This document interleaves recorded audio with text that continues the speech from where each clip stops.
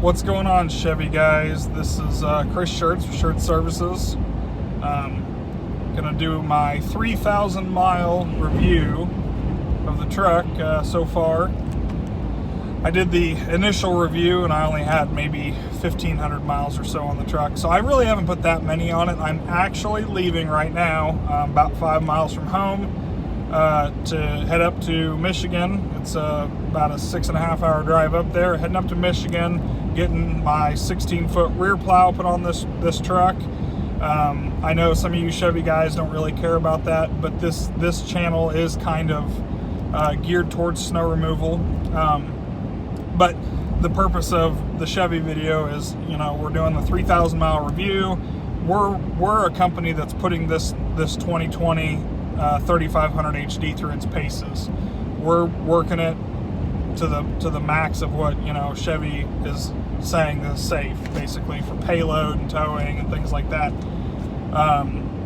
So I'm on my way up to get this pull plow put on. My install date's tomorrow, so I'm gonna get up, get checked into a hotel, and get settled, kind of go get something to eat. I need to go get a couple things from the store. But yeah, so kind of a fun little journey that I'm taking on this truck. It's the first real big seat time travel that I'm getting out of this truck. So yeah, it'll be a fun little trip. So dig right into it. Some of the first things that are starting to bug me about this truck. Well, let's start with the pro. This truck is very, very capable with power and torque, towing and payload. Very capable for everything Chevy and GM says that it can do. I've had 4,000 pounds of salt fines in the bed of this truck and two individual super sacks that had 2,000 pounds each. So there was 2 tons of salt fines in the bed of this truck. Obviously, it's in a big sack, so I didn't just put salt, in the bed of my truck loose. But I had to haul that about 15 miles. I was going to shoot a video of it.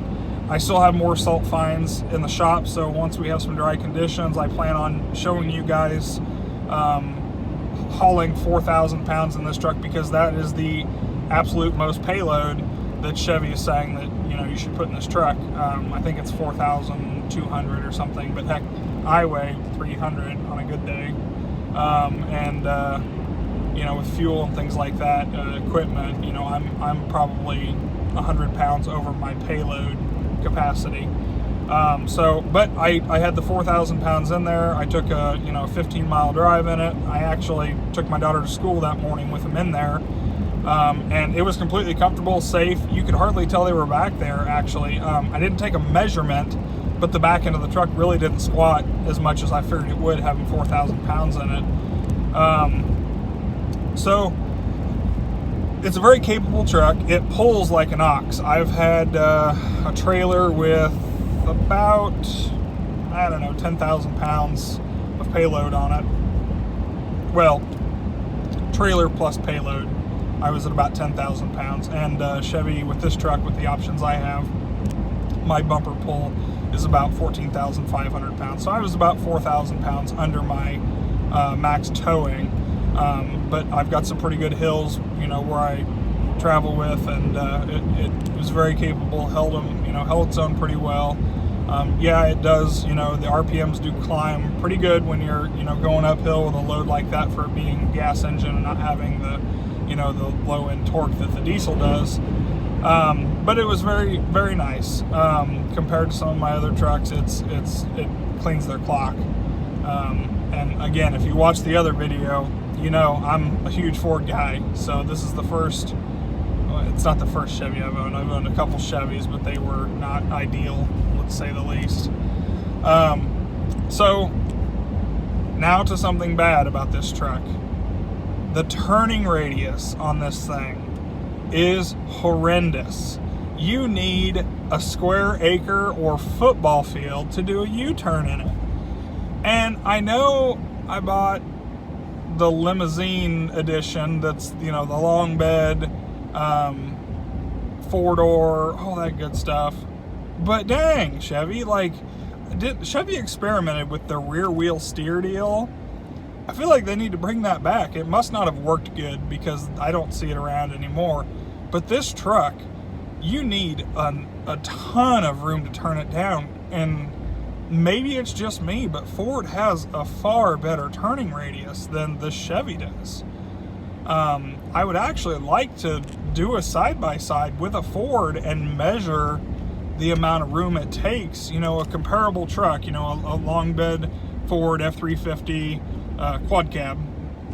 Do a side-by-side comparison.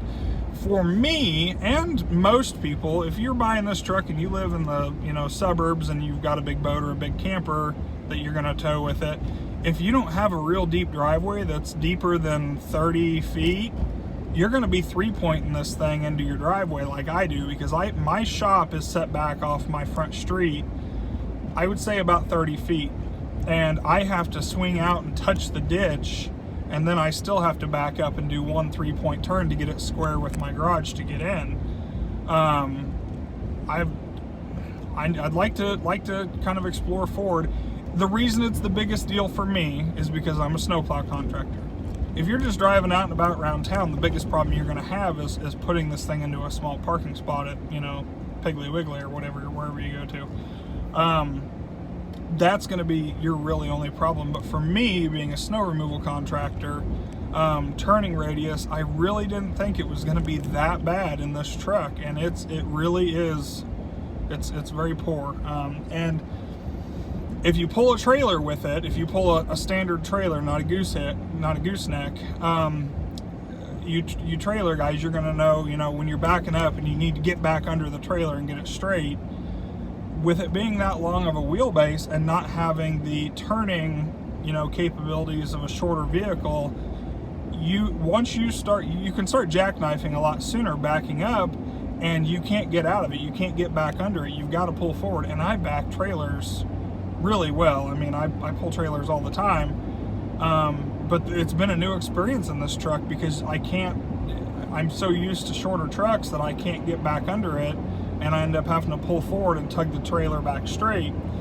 So that's kind of one of the things that I'm not liking. Yeah, it's partially my fault because I bought the quad cab, but I bought the quad cab. I've got extra room back there for equipment, and I take the kids to school every now and then in it. But the quad cab suited me better. Realistically, we have 12 snow events a year. So those 12 days, or, if it takes 2 days to plow, 24 days out of the year, I'm inconvenienced by the bad turning.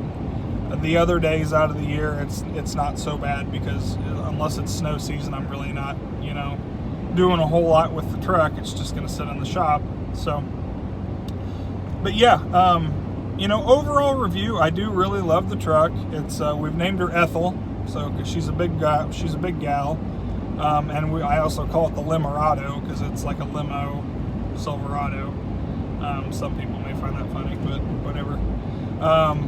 But yeah, no, it's a good truck. It's very capable. I'd like to see some better turning radius. I just don't understand.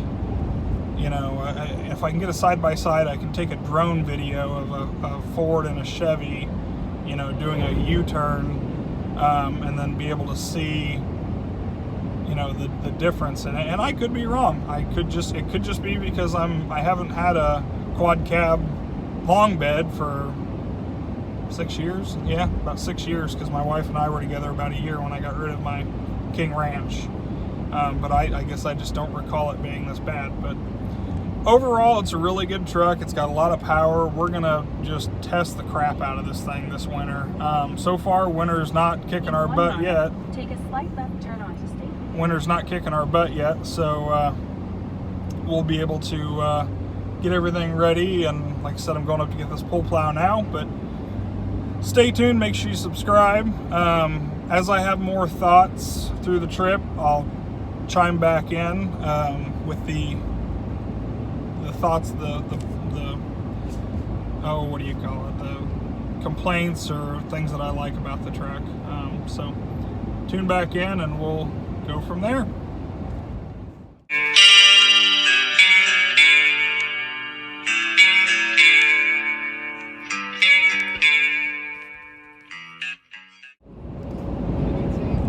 So we're back. I'm about 175 miles into my trip. Not very far, but enough that this is probably the first time I've driven this truck on the interstate. We don't have a lot of interstates around my little neck of the woods. So 175 miles into the trip, I am averaging 13.3 miles to the gallon. The temperature is 32 degrees where I'm currently at, and I haven't noticed, I'm looking at the weeds in the ditch, I don't see anything blowing, so I'm guessing there's not much for wind speed, so I'm pretty happy with 13 and a half miles to the gallon roughly. You really can't complain about that. So while I'm breaking back in from our little time-lapse traveling, I'll comment on my thoughts on ride control and ride comfort. So I've been doing the speed limit 70. I've been doing 74 roughly. Just to the point where you're not going to get pulled over. You're not, dangerous or anything.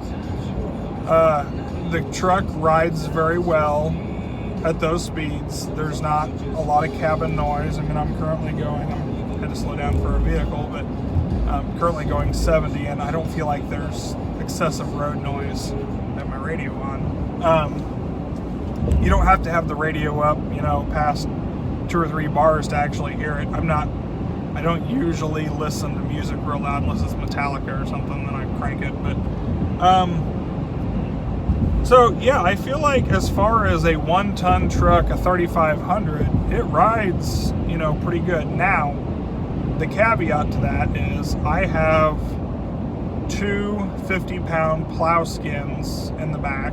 They're the red things you can kind of see there. And then the bigger thing is also my salt spreader sander. I'm guessing, without looking at shipping weight from Western, the manufacturer, I'm guessing it probably weighs about 800 pounds. So I've got roughly 1,000 pounds back there. And yeah, that's going to help with your ride control a little bit. Like I said before, when I hauled the 4,000 pounds, the 2 tons of salt back there, the truck rode, really well then.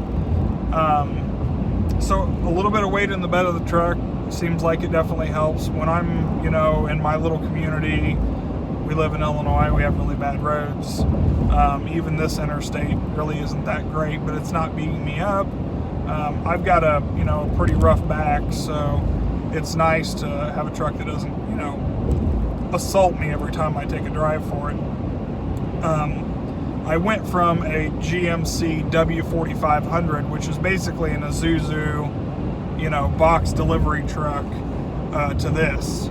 And it was a 2006, and that thing, the Amish people were laughing at me because of how hard it rode. You pass them and they'd be like, man, that's gotta suck. So it rode really rough. So coming to this is a dream. Now, my F-150, it's older. It probably rides pretty comparable to this, but it's a very old, loose suspension, I guess you would say. But you would never throw 4,000 pounds of salt in the bed of my F-150 and get away with it. I'd be at the dealership getting a new axle put in. So just my little break in the video here, and we'll get back to the time lapse. But yeah, as far as ride control, I'm happy with it. Doing 70-75 mile an hour. It's real comfortable. It's not like driving a sports car. You're up here, but it's very, very manageable and comfortable at those speeds. So you guys, I'll check back in.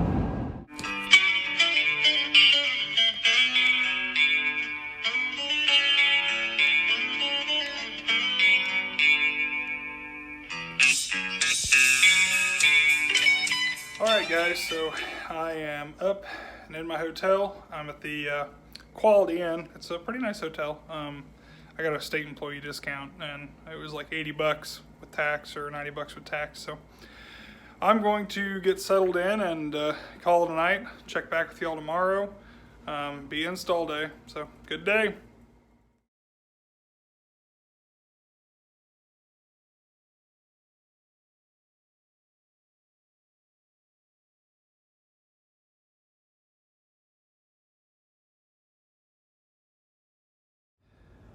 Alright guys, so I'm 5 miles from home from my road trip in the 2020 Chevy.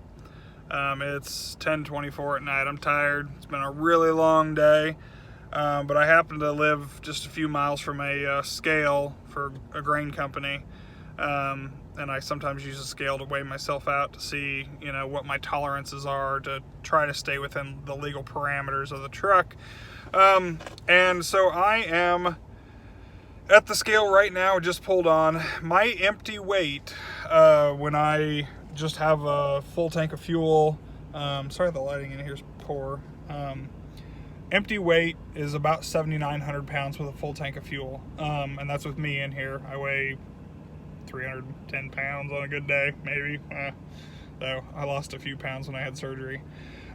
So 7,950 is about my gross weight empty, and right now I am at 9,680 pounds. That is with the rear plow installed, the short iron rear plow. It's a 16-foot rear plow. That is also with my Western Striker salt spreader in the back. It is empty.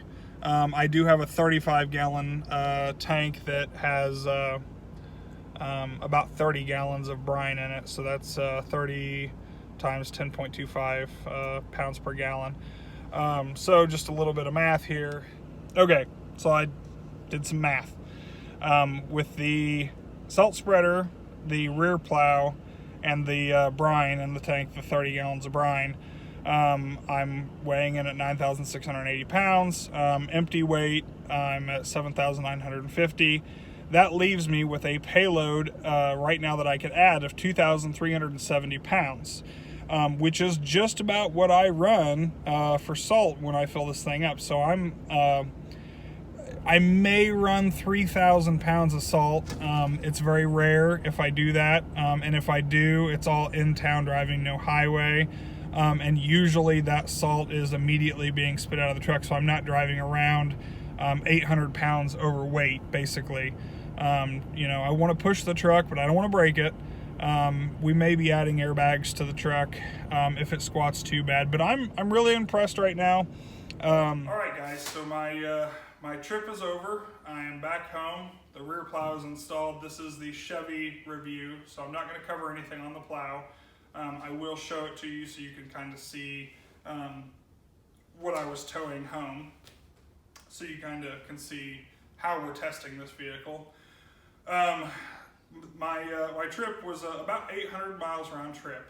The drive up on the interstate, traveling between 70 and 75 mile an hour all the way 400 miles, I was getting 14.5 miles to the gallon on average. I didn't check it at the pump, but it seemed very accurate. I would say I was getting at least 14.